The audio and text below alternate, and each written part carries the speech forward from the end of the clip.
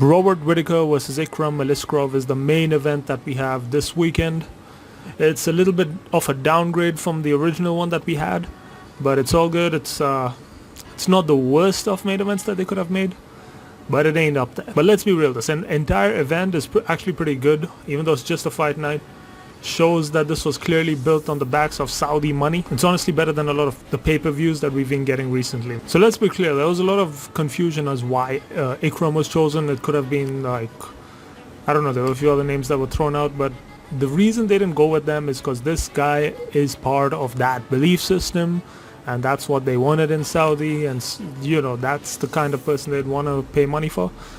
All good. They chose Aliskerov. They couldn't have found anyone in the rankings or anything, so they chose this guy, bottom of the barrel. And yeah, he has everything to gain. Whittaker has pretty much everything to lose from this fight. Yeah, it's going to be a real downfall of Whittaker if he does end up losing this one. So Khabib apparently told Ikram Aliskarov that you can't miss chances like this. You got to take these chances. You got to go for the fight. But yeah, I mean, this is just one of the many examples of clear Dagestani privilege. Or not just Dagestani privilege, just that belief system privilege. You get what I'm saying? It is what it is. Can't do anything about it. The UFC is going to keep doing it regardless of what we say. Moving on. So yeah, I also want to say this. Ikram Aliskarov is arguably more dangerous than Khamzat Chimaev. Hear me out. I know it's a crazy take, but hear me out. Chimaev he has a shit gas tank. Everyone knows that. If he didn't finish Whittaker in the first round and a half, which I didn't think he was gonna, he would have probably gotten his ass whooped the rest of the fight. The rest of the 3.5 rounds, which is his first 5-round fight, I believe.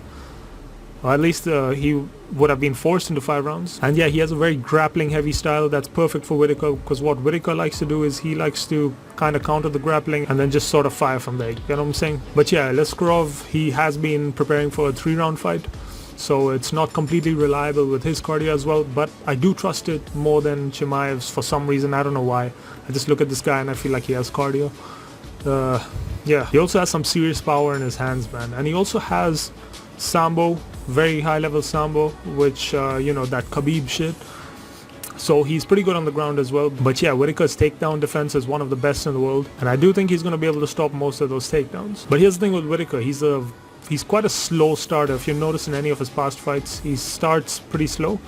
He builds up as the fight goes on, so that's when Aliskerov will have a chance to maybe finish the fight, maybe catch him like Dricus did in their fight. But yeah, for some reason I just doubt that's going to happen.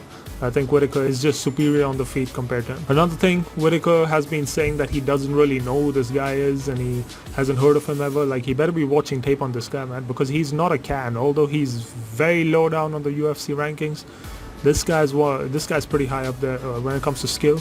So Whittaker better not just take this lightly, you know. He better watch every bit of tape he can find online about this guy, because he is a genuine threat to Whittaker. A lot of people are counting this guy out, but he's pretty good, man. Ikram is really good.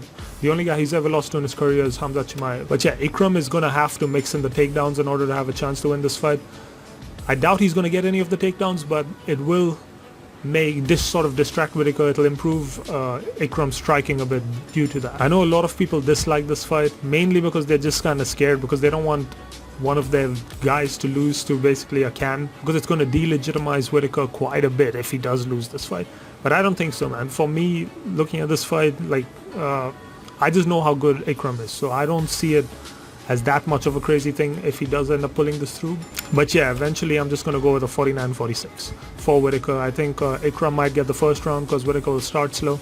Eventually I just think Whittaker is going to take over. He might even like knock him down. He could possibly even finish him in this fight. But I wouldn't be surprised if Ikram wins, man. This is a huge step up for Ikram though, so I would not be surprised if you see him flat on the canvas. He also seemed a little bit chinny in his fight against Chimaev.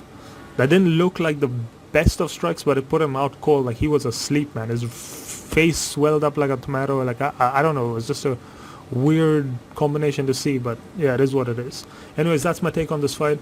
I think Whittaker gets it done 49-46. But yeah, don't be surprised if Ikram wins, but I am like 80% sure that Whittaker gets this done. So anyways, see you in the next video. I'll be putting out the Volkov-Pavlovich fight right now, so yeah, see you guys.